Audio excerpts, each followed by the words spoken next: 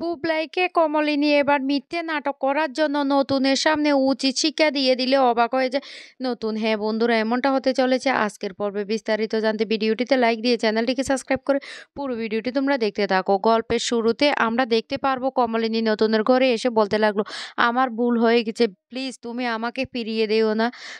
তখনই নতুন বলতে লাগলো, কেন এখন কেন তোমার এই কথাটা মনে হচ্ছে? তুমি এখনই এখান থেকে চলে যাও। তখনই কমলিনী কান্না করতে থাকে আর বলতে লাগলো, আমাকে প্লিজ ফিরিয়ে দিও না। নতুন তখন বলতে লাগলো, পাশের ঘরে তোমার বড় বড় ছেলে মেয়ে ঘুমোচ্ছে আর তোমার শাশুড়িও আছে। প্লিজ তুমি এখানে এমন কিছু করো না যাতে তোমার সম্মানটা নষ্ট হয়। কমলিনী তখন বলতে লাগলো, এগুলি কি আমাকে আঘাত দেওয়ার জন্য বলছো? নতুন তখন বলতে লাগলো, না, আমি কেন আঘাত দেওয়ার জন্য বলবো? যেটা সত্যি সেটাই তো বলছি।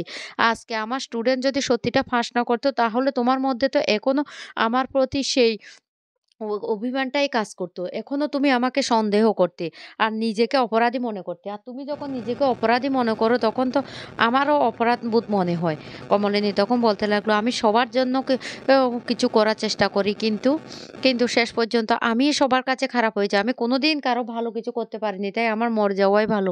আমি আর বাঁচতে চাই না, আমি নিজেকে শেষ করে দেবো। নতুন তখন বলতে লাগলো, শোনো কমলিনী, এসব কথা তুমি বলবে না।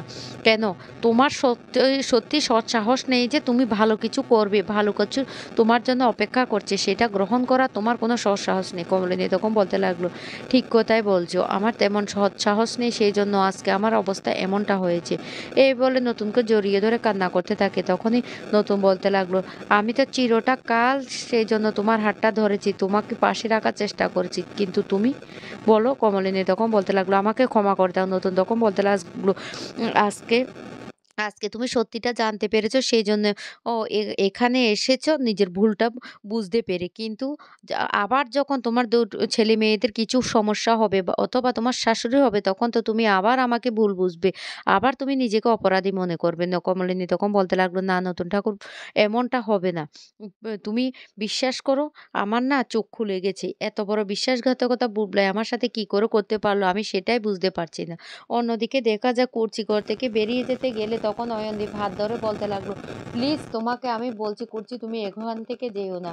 বিয়ে বাড়িতে এমন কিছু করো না যাতে সবাই তোমাকে আমাকে নিয়ে সন্দেহ করে, সবাই ভাবছে আমাদের সম্পর্কটা ঠিক হয়ে গেছে, কিন্তু তুমি তুমি এই কাজটা করো না। কুর্চি তখন বলতে লাগলো, তোমার বৌদির কথা শুনে শুনে তুমি আমার এতগুলো বৎসর নষ্ট করে দিয়েছো। তখনই কি করে অয়ন বলতে লাগলো, শুনো, হ্যাঁ অতগুলো দিন নষ্ট হয়ে গেছে, কিন্তু এখন এখন আর নষ্ট না হলে তো হয়।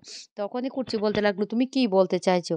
অয়নদীপ তখন বলতে লাগলো, আমি কি বলতে চাইছি তুমি বুঝতে পারছো না? বৌদির কথা বাদ দাও, এখন আমরা এই তো আছি, প্লিজ দয়া করে তুমি এখান থেকে যেও না। এ বলে কুচিকে আটকে ফেলে হাত ধরে। আর কুচি তখন অবাক হয়ে যার বলতে লাগলো, শুনো, এই দিনটা হয়তো আমরা আর ফিরে নাও যে পেতে পারি, আমাদের জীবন থেকে অনেকগুলো দিন হারিয়ে গেছে, কিন্তু এই দিনগুলি আমি আর হারাতে চাই না। ডাক্তার বলেছে আ আমার না কখন কি হয়ে যেতে পারে। অনেকে চেষ্টার ফলে আমি আজকে এই জায়গায় এসেছি। তাই আমি চাই না আমাদের জীবনের এই দিনগুলি হারিয়ে যাক। যা শুনে কুর্চি হতবাক হয়ে যায় আর অয়নের দিকে তাকিয়ে থাকে। অয়ন তখনই বলতে লাগলো, কুর্চি থেকে যাও না। আমি তোমাকে অনুরোধ করছি। তখন কুর্চি ওই ঘরে থেকে যায়। পরের দিন সকালবেলা যখন গায়ে হলুদের অনুষ্ঠান শুরু হয়, তখন সবাই খুব আনন্দ করতে থাকে। এইদিকে এ সেই অয়নদীপের ভাগ্নিরা জিজ্ঞাসা করতে থাকে যে কনে বাড়িতে কি কি পাঠানো হবে। তখনই অয়নদীপ বলতে লাগলো, কেন তোদের মামি আছে, মামিকে জিজ্ঞেস কর।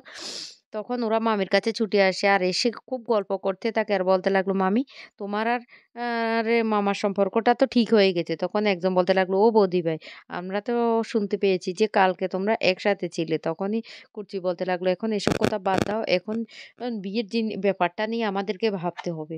তখনই প্রতিবেশীরা বলে উঠে, দেখো দেখো ছেলের আজকে গায়ে হলুদ, ছেলের মা গায়ে হাওয়া লাগিয়ে ঘুরে বেড়াচ্ছে। এই কথা শোনার সাথে সাথে তখনই কুচির মনটা খারাপ হয়ে যায়। আর তখন ওরা আরো বলতে থাকে, এ ডাব্লিউ তোর জেঠিমা তোর জন্য এত কিছু করেছে, এত বৎসর পর্যন্ত তোকে বড় করেছে, আর এখন তোর তো উচিত ছিল তোর জেঠিমাকে নিয়ে আসা।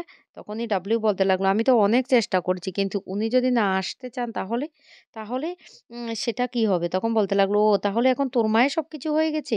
ডাবলু তখন বলতে লাগলো, হ্যাঁ, তাই বলে কি আমি আমার মাকে আমার বিয়ে থেকে বঞ্চিত করব? সেটা তো হতে পারে না।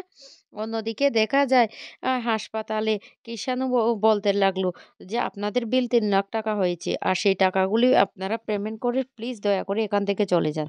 এই কথা বলার সাথে তখন বর্ষা বলতে লাগলো, "আমাদের কাছে তো এত টাকা নেই।" তখনই ডাক্তার রেগে যায়। আর রেগে গিয়ে বলতে লাগলো, "শুনুন, আপনারা এমনিতে অনেক বড় একটা ঝামেলার সৃষ্টি করেছেন।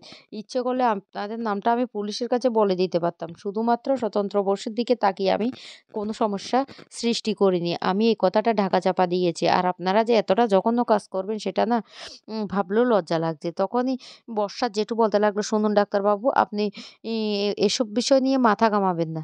তখন ডাক্তার কৃষাণু বলতে লাগলো, "হ্যাঁ, আমি ঘামাতাম না যদি এটা স্বতন্ত্র বোসের ব্যাপার না হতো। আপনারা যেভাবে ডাক্তার স্বতন্ত্র বোসকে আপনারা ফাঁসিয়ে দেওয়ার চেষ্টা করেছেন, উনি আমার শিক্ষক, সেটা তো আমি মেনে নিতে পারব না।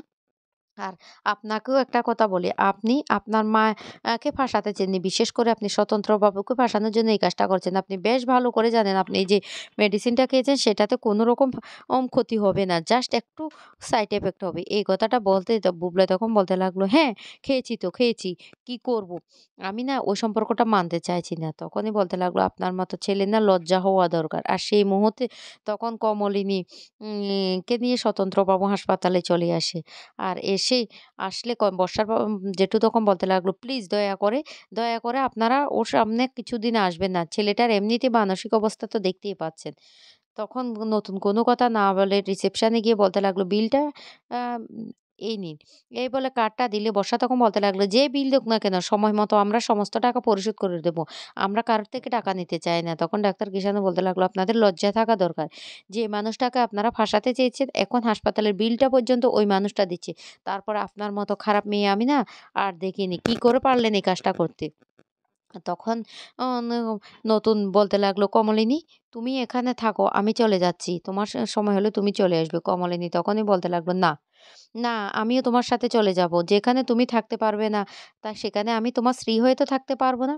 এই কথা বলার সাথে বুবলাই তখন প্রচন্ড রেগে যায়। রেগে গিয়ে বলতে লাগলো, "প্লিজ বন্ধ করো, এই কথা বলবে না।"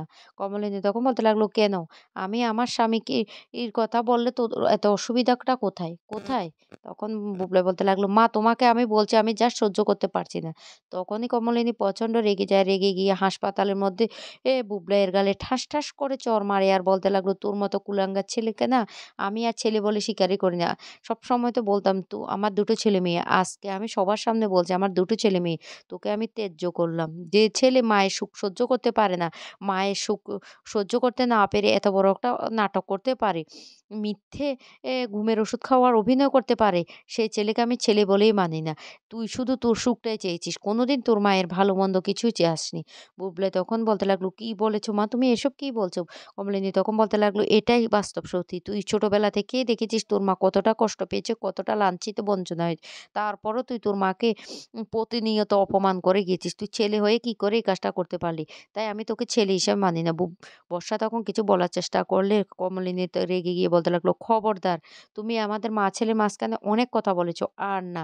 আর তুমি কে? যে আমি যে আমার ছেলেকে স্বীকার করি না তার মানে তো আমি তোমাকেও মানি না। আর বুবলাই, তোকে আজকে থেকে একটা কথা বলে রাখি, তুই আর কোনোদিন আমাকে মা বলে ডাকবি না।" এই বলে কমলিনী উচিত শিক্ষা দিয়ে দিল বুবলাইকে।